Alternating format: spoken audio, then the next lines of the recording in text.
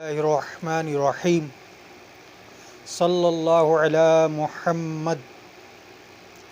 मेरे दोस्तों, अज़ीज़ों, मेरे व्यूज़, आज इंशाअल्लाह अज़्ज़ा वजल वज़ू के हवाले से कुछ अर्ज़ करने की कोशिश करूँगा कि वज़ू में कितने फ़र्ज़ होते हैं, वज़ू करने का क्या तरीका होता है। इंशाअल्लाह ये अर्ज़ करूँगा, लेकिन इससे पहले तमाम दोस्तों से अर्ज़ है कि मेरे चैनल को लाइक, शेयर और सब्सक्राइब ज़रूर कर दीजिए।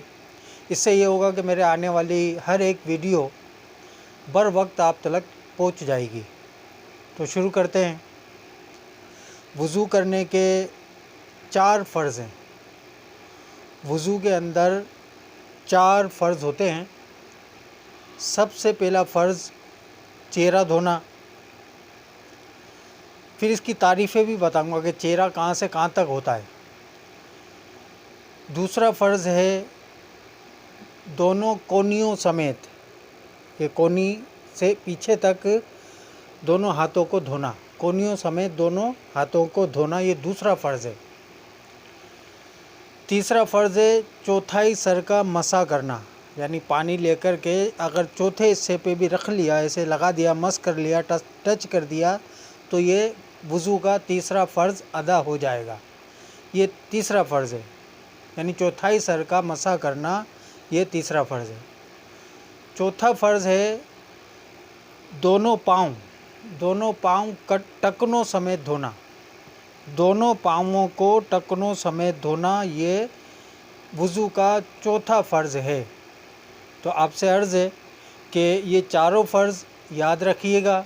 वज़ू के अंदर 4 फ़र्ज़ होते हैं: चेहरा धोना, दोनों हाथ कोनियों समेत धोना, चौथाई सर का मसा करना और दोनों पाँव टखनों समेत धोना।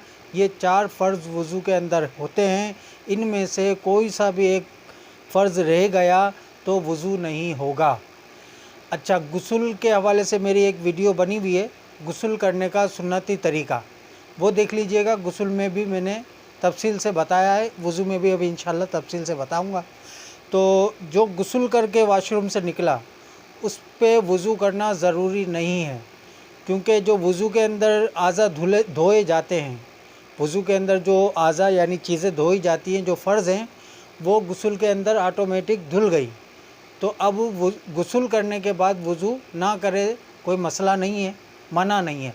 इसी तरीके से नमाज़ पढ़ ले या कुरान पढ़ ले तो उसका वज़ू बाकी रहेगा और वो बंदा गुनाहगार भी नहीं होगा। एक बात ये हो गई। अच्छा, 4 फ़र्ज़ मैं बता चुका हूँ। अब तरीक़ेकार क्या है? पहला फ़र्ज़ चेहरा धोना। चेहरा कहाँ तलक है? चेहरा किसको कहते हैं? चेहरे की तारीफ़ क्या है? अक्सर लोग बोलते हैं ना मुँह धोना, मुँह इसको कहते हैं। ये मुंह होता है जिससे हम चीज़ चबाते हैं, खाते हैं, खाना खाते हैं, इसको मुंह कहते हैं। मुंह इसको नहीं कहते, लेकिन उर्फ़ आम के अंदर यही चल रहा है कि मुंह, अपना मुंह देख, जैसे मिसाल देते ना, तो मुंह इसको कहते हैं, इसको चेहरा कहते हैं। अच्छा, चेहरा कहाँ तलक है? एक कान की लो से दूसरी कान की लो तलक इसकी चौड़ाई है, यानी ये कान की लो भी धुलना चाहिए, इस पर भी पानी लगना चाहिए, इस पर भी पानी लगना चाहिए, यहाँ तलक ये चौड़ाई है। लंबाई कहाँ तलक है? जहाँ से सर के बाल उगना शुरू होते हैं, पहला बाल जहाँ से आपका सर का उग रहा है, यहाँ से लेकर ठोड़ी के नीचे तक, इसको लंबाई कहते हैं। अगर ये नहीं धुले, सूखे रह गए, तो वज़ू नहीं होगा।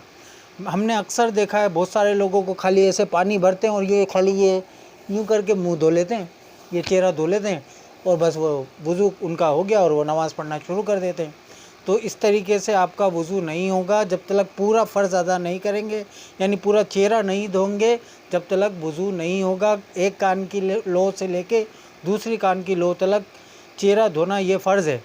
और चौड़ाई में, लंबाई मैंने आपको बताया कि जहाँ से बाल उगना शुरू होते हैं दाढ़ी के थोड़ी के नीचे तलक ये भी धोना ज़रूरी है। अब ऐसा ना हो कि खाली ये माथा धो लिया और ये बाल जहाँ रह रहे हैं ये छोड़ दिया, तो ये ऐसे तरीके से ये सूखे रह गए तो वज़ू नहीं होगा।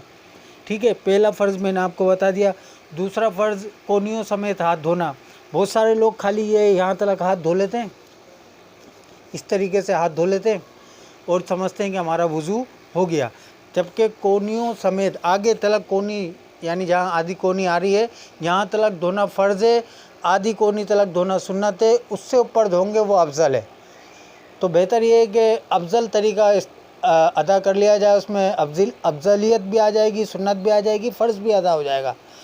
लेकिन हमने अक्सर देखा है लोगों को, वो कोनी भी उनकी बेचारों की सूखी रह जाती हैं, तो इस तरीके से उनका वज़ू नहीं होता।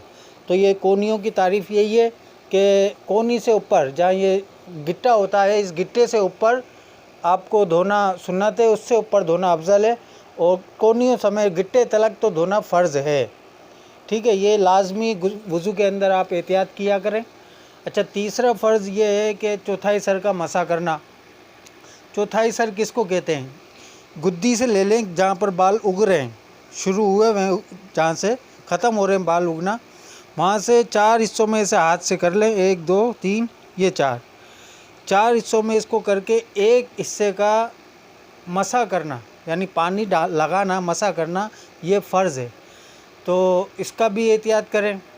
बहुत सारे खाली ऐसे पानी लेके यूँ बस ऐसे कर लेते हैं, पूरा मसा भी नहीं करते। सुन्नती तरीका तो ये है कि इस तरीके से पानी लिया और जो है कि मसा इस तरीके से करना है, फिर ये इस तरीके से करना है, फिर ये कानों में इस तरीके से, ये सारा इस तरीके से। उसके बाद बहुत सारे लोग ऐसा भी करते हैं कि वो अपनी मसा करने के बाद फिर ये धुले हुए हाथों पे वो जो अगर मेल कुचेल है या गंदगी वगैरह सर में से निकली है तो वो अपने हाथों पे दोबारा धुले हुए हाथों पे रगड़ लेते हैं। तो ऐसा ना करें, ये करना ज़रूरी नहीं है।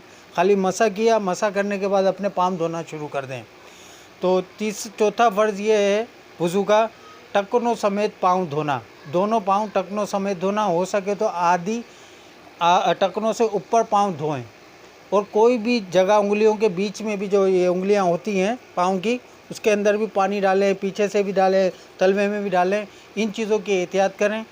अल्लाह ताला से दुआ है अल्लाह ताला हमें इन बातों पर अमल करने की तौफीक अता फ़रमाए। आमीन बिजाहिन नबील आमीन सल्लल्लाहु ताला अलैहि वसल्लम। इसको वीडियो को डाउनलोड करके ज़रूर इस पर तवज्जो दीजिएगा। अस्सलामु अलैकुम व रहमतुल्लाह।